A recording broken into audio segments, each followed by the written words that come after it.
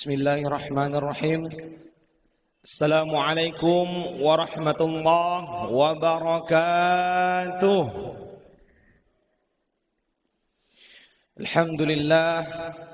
Alhamdulillahi rabbil alamin.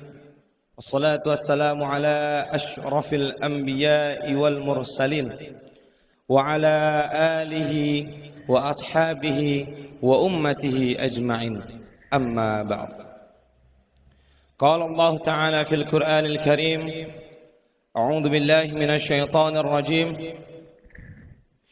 يا أيها الذين آمنوا كتب عليكم الصيام كما كتب على الذين من قبلكم لعلكم تتقون. صدق الله العظيم. وقال رسول الله صلى الله عليه وسلم في الحديث: من سلك طريقا يلتمس فيه علما سهل الله له به طريقا إلى الجنة. رواه Muslim. Bapak-bapak, ibu-ibu, jemaah zuhur yang dirahmati oleh Allah Subhanahu wa taala.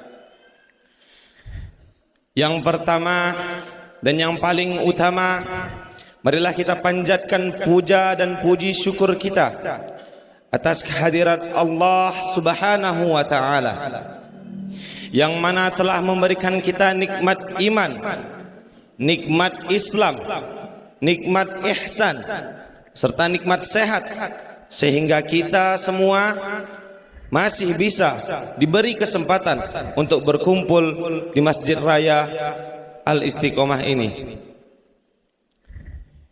Entah berapa juta kilo beras yang telah kita makan, entah berapa ribu liter air yang telah kita minum, dan entah berapa banyak oksigen yang telah kita hirup.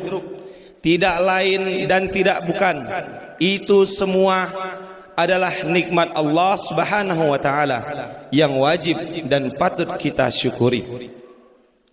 Yang kedua, salawat serta salam tak lupa pula kita junjungkan, kita hadirkan, kita SMS-kan kepada baginda besar kita Nabi Muhammad sallallahu alaihi wasallam, yang mana telah membawa kita dari zaman kegelapan hingga zaman terang benderang, dari zamannya jahiliyah hingga zamannya kita semua di sini tahu dan dekat terhadap agama Islam ini. Hadirin yang dirahmati Allah Subhanahu wa taala, mengenai bulan Ramadan. Bulan Ramadan ini, jemaah sekalian, bulan Ramadan ini sebenarnya tidak ada bedanya dengan bulan-bulan yang lain. Lantas kemudian, apa yang membuat Ramadan ini bulan paling suci di antara bulan-bulan yang lain, nomor satu di antara 12 bulan? Yakni karena pada bulan Ramadan diturunkannya Al-Quran.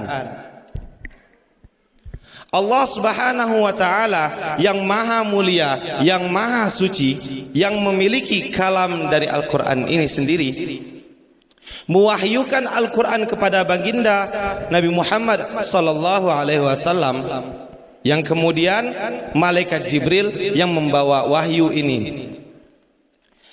Lantas karena malaikat Jibril yang membawa wahyu ini, yang membawa kalam yang mulia ini, maka malaikat Jibril pun menjadi malaikat nomor satu, menjadi tuannya para malaikat, dikarenakan membawa wahyu Al-Quran yang sangat mulia ini. Lalu kemudian malaikat Jibril membawakannya kepada baginda Nabi sallallahu alaihi wasallam. Lantas kemudian baginda Nabi sallallahu alaihi wasallam menjadi sayyidul anbiya, menjadi tuannya para nabi-nabi, Dan kita insya Allah sebagai umatnya Nabi Muhammad SAW yang masih sampai sekarang bisa menikmati mukjizat dari Al-Quran ini, insya Allah menjadi umat yang mulia di antara umat-umat Nabi-Nabi yang lain. Amin ya Rabbal Alamin. Berbicara soal Al-Quran, tentulah kita juga sama berbicara tentang menuntut ilmu. Andai kata dulu para sahabat ketika mendengarkan Nabi SAW menyampaikan Al-Quran, tidak mempelajarinya, tidak membacanya, dan kemudian tidak mengamalkannya, maka niscaya apa yang kita lihat di depan ini, Al-Quran yang kita tahu sekarang, nggak bisa kita baca, atau mungkin kita tidak tahu dengan Al-Quran. Menuntut ilmu ini sendiri, kata Imam Profesor Dr. Yasir Al-Dosari rahimahullah, beliau adalah imam Masjidil Haram sekaligus khatib di sana. Dalam suatu momentum ketika beliau ceramah, beliau mengatakan, menuntut ilmu ini terbagi menjadi 4 fase. Seorang penuntut ilmu akan memasuki fase 1, fase 2 hingga fase keempat. Lantas apa saja fase-fase tersebut? Profesor Dr. Yasir Al-Dosari berkata, penuntut ilmu di fase pertama dia akan memasuki masa-masa di mana annahu yash'uru kullul ilm lahu, atau bahasa mudahnya dia akan merasa bahwasannya dia paling pintar di dunia ini, dia paling tahu daripada orang lain. Annahu a'lamun nas, dia akan merasa bahwasannya dia adalah orang paling tahu. Ini adalah fase pertama orang yang menuntut ilmu.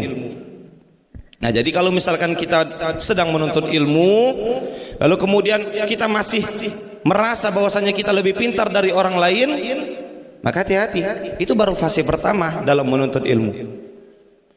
Lalu masuk ke fase kedua.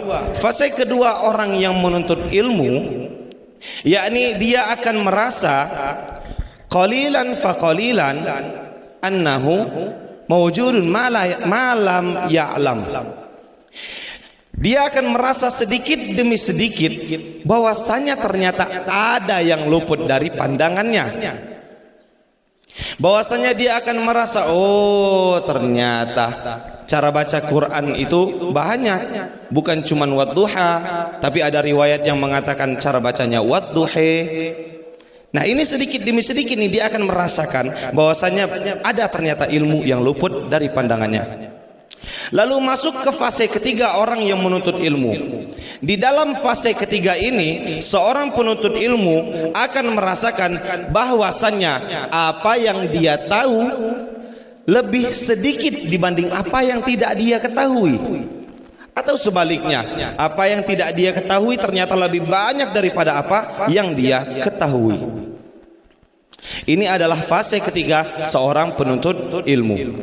Lalu masuk ke fase keempat, seorang penuntut ilmu akan berkata, qala inni jahil.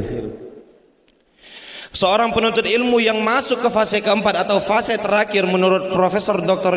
Yasir Al-Dosari ini, dia akan berkata, sesungguhnya saya bodoh.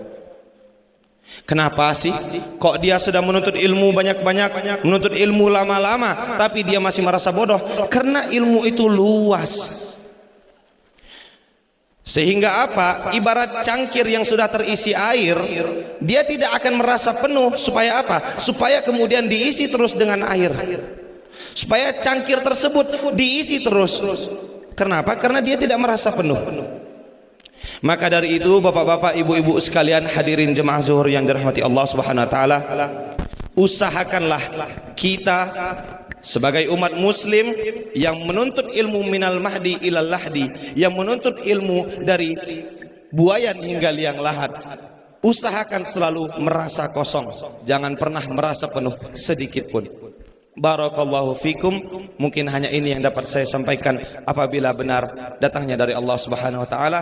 Apabila ada yang salah, datangnya dari diri saya pribadi. Syukran ala husni mubalatikum. Akhiran aqulu lakum wassalamu alaikum warahmatullahi wabarakatuh.